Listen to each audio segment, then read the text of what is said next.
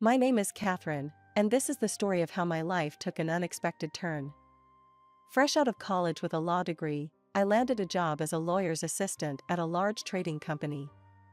The company's offices were a maze of cubicles and departments. On my third day, while trying to find the copy room, I quite literally bumped into Mark from the purchasing department. "Whoa there," he laughed, steadying me. "You must be new." "I'm Mark." "Catherine," I replied, feeling my cheeks flush. "I'm the new lawyer's assistant." "And yes, I'm a bit lost." Mark's eyes twinkled. "Well, Catherine, consider me your personal GPS. Where are you headed?" From that moment, Mark and I became friends.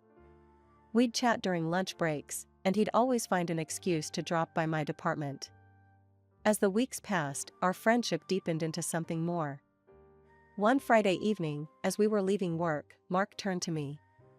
"Hey, Catherine, want to grab dinner? There's this great Italian place around the corner." I hesitated for a moment, then smiled.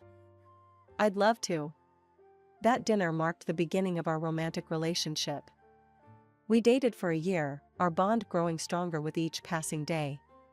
Mark was everything I'd ever wanted in a partner: kind, funny, and supportive. On our first anniversary, Mark proposed. We were married 6 months later in a small ceremony with our closest friends and family. Mark's mother, Linda, attended but seemed less than thrilled. She'd always been a bit cold towards me, and I overheard her muttering to a relative during the reception. "He could have done better," she said, not realizing I was within earshot. "There are so many successful, rich girls out there." But no, he had to choose her. Her words stung, but I tried not to let them dampen my happiness. Mark loved me, and that was all that mattered. After the wedding, we decided to buy an apartment. I had inherited a substantial sum from my grandmother, so Mark and I were able to split the cost 50-50. It was a cozy 2-bedroom place in a nice neighborhood, perfect for starting our life together. A year into our marriage, life had settled into a comfortable rhythm. Mark and I were both doing well at work, and our weekends were filled with lazy mornings and exploring the city. Everything seemed perfect, until the day I woke up feeling off. At first, I brushed it off as a simple stomach bug. But as days passed and the nausea persisted, a small voice in the back of my mind whispered a possibility I hadn't considered. Could I be pregnant? One morning, I decided to find out for sure. I bought a pregnancy test on my way to work and snuck into the office bathroom during my lunch break. Those 2 minutes of waiting were the longest of my life. When I finally looked at the stick, my heart skipped a beat. 2 pink lines. That evening, I decided to surprise Mark with the news. I picked up his favorite takeout and set the table with candles. When he walked in, his eyebrows shot up. "What's the occasion?" he asked, hanging up his coat. I took a deep breath. "Mark, I have something to tell you. I'm pregnant." The silence that followed was deafening. Mark's face went through a series of emotions: surprise, confusion, and then, disappointment. "Are you sure?" he finally asked, his voice strained. I nodded, my earlier excitement fading. "I took a test today. It's positive." Mark sank into a chair, running a hand through his hair. "Catherine, don't you think it's too soon? We've only been married a year. We haven't even had time to enjoy each other yet. Maybe we should consider our options?" I felt like I'd been doused in ice water. "Options? Are you suggesting an abortion?" Mark shrugged, not meeting my eyes. "It's just something to think about. We're both building our careers. A baby would change everything." I stood up, my hands shaking. "I can't believe what I'm hearing. This is our child, Mark. I'm keeping it." The next few days were tense. Mark and I danced around each other, the elephant in the room growing larger by the minute. I decided to see a doctor, hoping for some good news to change Mark's mind. The visit didn't go as I'd hoped. The doctor, a kind-faced woman named Dr. Patel, looked at me with concern after the examination. Mrs. Thompson, I'm afraid your pregnancy is high risk, she said gently. You'll need to be very careful. Less stress, more rest, and plenty of relaxation. I felt my world tilting. What does that mean for the baby? Dr. Patel squeezed my hand. It means we'll need to monitor you closely. There's a risk of miscarriage, but with proper care, we can minimize that risk. I left the clinic in a daze. How was I supposed to have less stress when my own husband didn't want our baby? When I got home, I found Mark watching TV.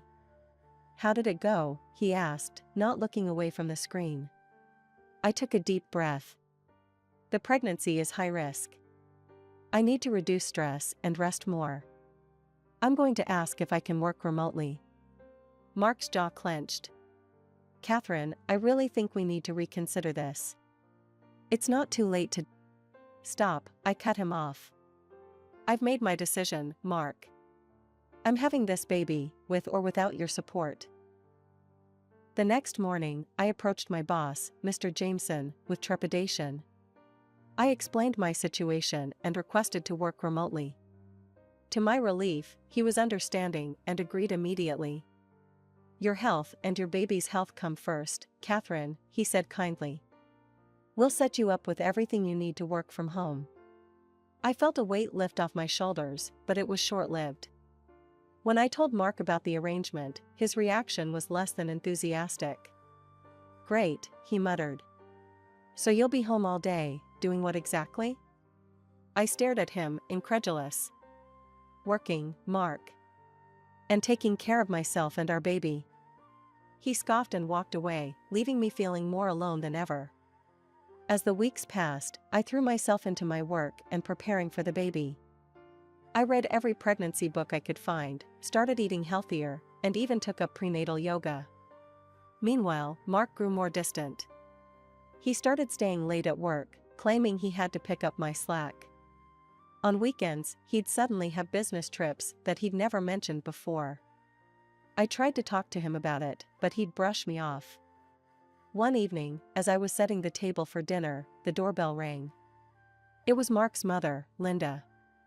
I thought I'd drop by and see how you're doing, she said, her smile not quite reaching her eyes. I invited her in, trying to ignore the way her gaze critically swept over my growing belly.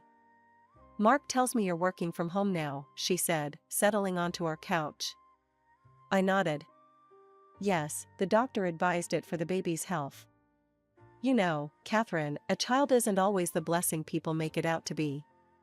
Especially when it comes at the wrong time. I felt my hackles rise.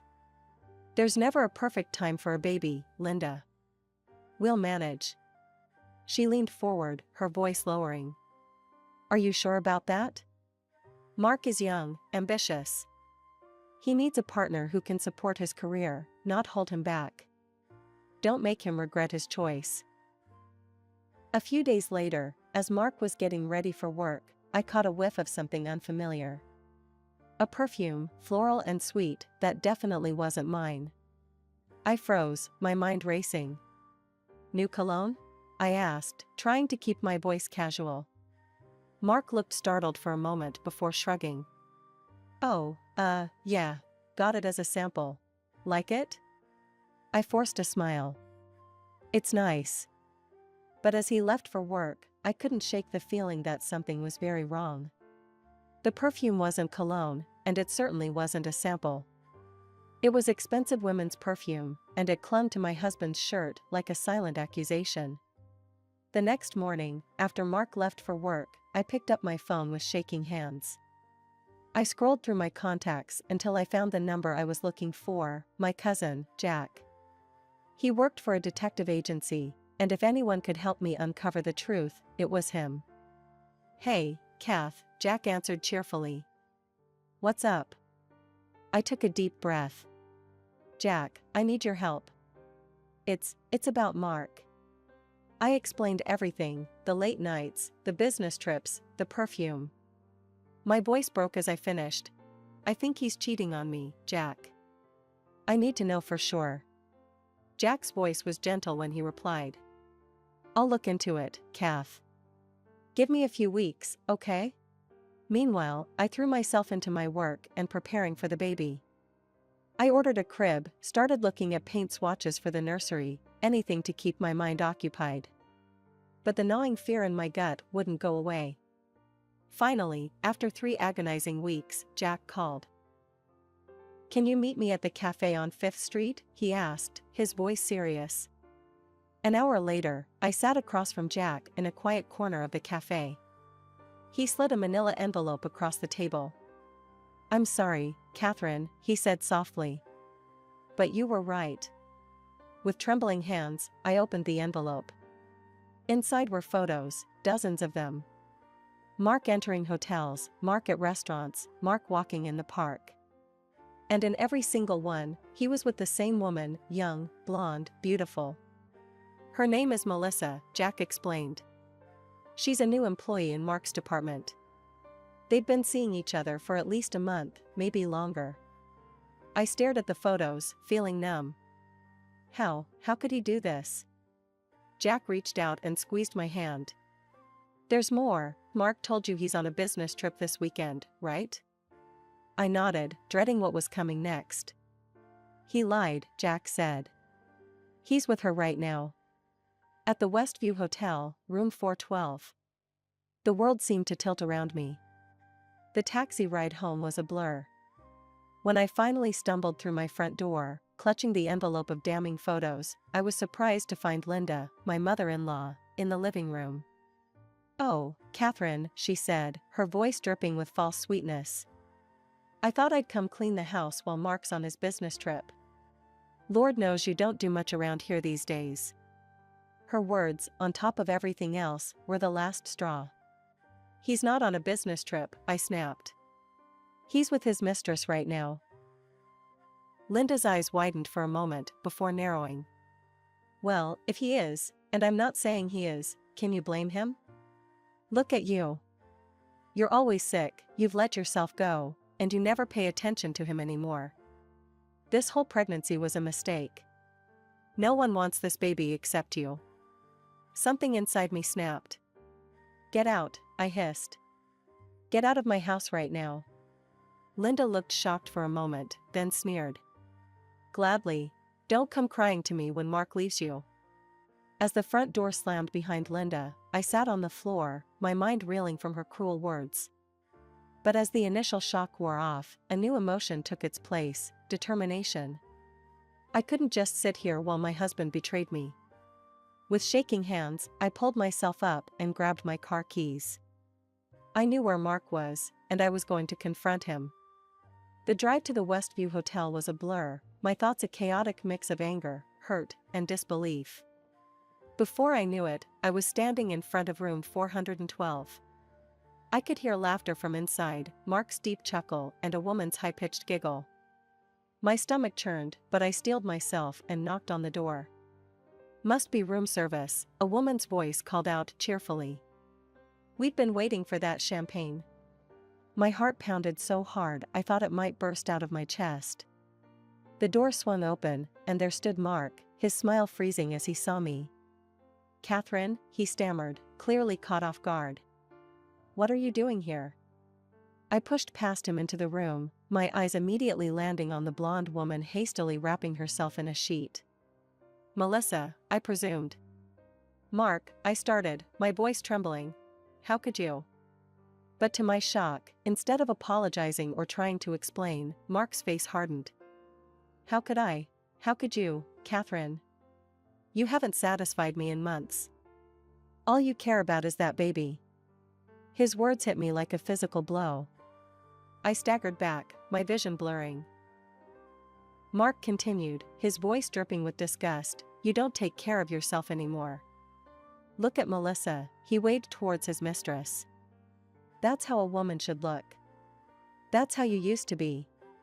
Melissa chose that moment to speak up, her voice sickeningly sweet. "You should be grateful to us, you know.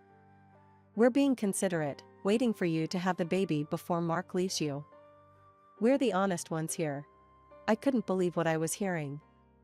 Suddenly, a sharp pain lanced through my abdomen, far worse than anything I'd felt before. My vision darkened around the edges, and I felt myself losing balance. Mark, I gasped, reaching out to him as I fell. Please, call an ambulance. But Mark and Melissa were already moving, gathering their things. They roughly grabbed my arms and dragged me out into the hallway. You brought this on yourself, Mark said coldly, stepping over me as I lay on the floor. The last thing I saw before I lost consciousness was their retreating figures, leaving me alone in my hour of need. I came to with a start, the concerned face of a hotel maid hovering over me. My whole body ached, and the pain in my abdomen was excruciating. Ma'am, are you okay? I've called an ambulance, the maid said, her voice laced with worry. I tried to speak, but could only manage a weak groan. The next few hours passed in a blur of sirens, bright lights, and urgent voices. I drifted in and out of consciousness, always aware of the gnawing fear for my baby. When I finally fully regained consciousness, I was in a hospital bed. A doctor stood at my bedside, her face grave. Mrs. Thompson, she said gently, I'm so sorry. We did everything we could, but you've lost the baby. Her words hit me like a physical blow. I closed my eyes, hot tears streaming down my face. As the reality of what had happened sank in, my grief turned to anger. Mark, his mother, that woman Melissa, they were all responsible for this. They had killed my baby with their cruelty and selfishness. After being discharged, I went straight to our apartment. With mechanical efficiency, I packed all of Mark's belongings into boxes. Then, I drove to Linda's house. I dumped the boxes unceremoniously in her driveway, then marched up to her front door. Linda opened it, her face a mask of false concern. Catherine, dear. I heard what happened. Such a shame, she said, not sounding sorry at all. I pushed past her into the house. Save it, Linda. I know you don't care. She dropped the act immediately. Well, what did you expect? It's for the best, really. Now you and Mark can get a divorce, and you can move out of that apartment. I stared at her, incredulous. Move out? That apartment is half mine. Linda waved her hand dismissively. Details. Mark has excellent lawyers, you know. They'll make sure he gets everything. You're not fit to be his wife, Catherine. You're too simple for him. It's best if you just leave quietly. Don't make a fuss. I felt my fists clench at my sides. I will not leave quietly, I hissed. I'm going to fight. For the apartment, for everything. Your son and his mistress killed my baby, and I won't let them get away with it. Linda's face paled slightly, but she quickly recovered. Don't be dramatic, Catherine. These things happen. It's nobody's fault. As I turned to leave, a thought struck me. I faced Linda one last time. Tell me something, Linda. How would you feel if you lost your child? If someone's cruelty and selfishness robbed you of your baby? For the first time, Linda looked genuinely shaken. She opened her mouth, then closed it again, at a loss for words. I nodded, a grim satisfaction settling over me. That's what I thought. With a newfound determination, I reached out to my old college friend, Alex, who had become a successful divorce lawyer. When I explained my situation, he didn't hesitate. I've got your back, Catherine, Alex assured me. We'll make sure you get what you deserve. The court proceedings were grueling. Mark and Melissa put on a united front, denying their affair and painting me as a mentally unstable woman inventing stories after losing my baby. Your Honor, Mark's lawyer argued. Mrs. Thompson is clearly suffering from delusions brought on by her tragic loss. There is no affair, only a grieving woman's imagination. But Alex was prepared. With a nod from the judge, he presented the evidence we had gathered. I'd like to submit these photographs into evidence, Alex announced, passing them to the judge. The courtroom buzzed as Mark and Melissa's faces paled. Then came the coup de grace. Furthermore, Your Honor, we have video evidence from the Westview Hotel. The footage played, showing Mark and Melissa dragging my unconscious body into the hallway, laughing as they abandoned me. Gasps echoed through the courtroom. Finally, the hotel maid testified, describing how she found me unconscious and called for help. By the time she finished, there wasn't a sympathetic face for Mark or Melissa in the room. The judge's verdict was swift and decisive. In light of the evidence presented, I rule in favor of Mrs. Thompson. Mr. Thompson will pay financial compensation for emotional distress, and all marital assets will be divided equally. As we left the courthouse, I felt a weight lift off my shoulders. It wasn't a complete victory, nothing could bring back my baby, but it was a start. In the following weeks, I threw myself into rebuilding my life. I bought a small apartment, started seeing a therapist, and slowly began to heal. Just as I was finding my footing, my phone rang with an unexpected caller, Linda. Catherine, her voice was uncharacteristically hesitant. "Can we meet, please?" Every instinct told me to refuse, but curiosity won out. "Fine. The cafe on 5th Street, tomorrow at 2. When I arrived at the cafe, I almost didn't recognize Linda. Gone was the haughty, well-put-together woman. In her place sat someone who looked broken. "Catherine," she began, her voice trembling. "I was wrong. About everything." She went on to explain how Melissa had manipulated Mark, turning him against his own mother. They were planning to sell Linda's house, leaving her with nothing. "I've heard rumors," Linda continued, wiping away tears. "They're planning something at the company. Something illegal. Catherine, I know I have no right to ask, but you're the only one who can stop them." I sat back, stunned. Part of me wanted to walk away, to let them destroy each other. But as Linda mentioned the company, my company, I felt a responsibility I couldn't ignore. With my legal background, diving into the company's documents wasn't as daunting as it might have been for others. I spent days poring over contracts, purchase orders, and financial reports, slowly piecing together a disturbing picture. Mark's department was consistently overpaying for goods, far above market rates. At first, I thought it might be incompetence, but as I dug deeper, a pattern emerged. The inflated prices always benefited the same handful of suppliers, and the discrepancies had started around the time Melissa joined the company. But the worst was yet to come. I uncovered plans for an upcoming major contract, one that could make or break the company's fiscal year. Mark was set to purchase substandard goods at premium prices, a move that would cripple the company's profits and reputation. With a file full of evidence, I marched into the CEO's office. Mr. Jameson looked up, surprised to see me. "Catherine? What's this about?" "Sir," I said, my voice steady, "I've uncovered something you need to see immediately." For the next hour, I laid out everything I'd found. Mr. Jameson's face grew grimmer with each passing minute. This is unbelievable," he finally said. "Catherine, I can't thank you enough for bringing this to our attention. We'll launch a full investigation immediately." The next few weeks were a whirlwind. I found myself at the center of an internal investigation, providing testimony and evidence. Mark and Melissa were suspended pending the outcome. When the dust settled, the evidence was irrefutable. The company filed a multi-million-dollar lawsuit against Mark and Melissa, and criminal charges soon followed. I watched from the courtroom as they were both convicted, knowing they'd never hold positions of power again. In the aftermath, Mr. Jameson called me into his office again. This time, his face was beaming. "Catherine, your work on this case was exemplary. We'd like to offer you a promotion to senior lawyer, along with this award for exceptional service to the company." I left his office with a new title and a plaque, feeling a mix of pride and bittersweet vindication. Weeks later, my phone rang. It was Linda. "Catherine," she said, her voice choked with emotion. I heard what you did. You saved the company. You saved my house. I was so wrong about you. Can you ever forgive me?" "Linda," I replied softly, "I forgive you.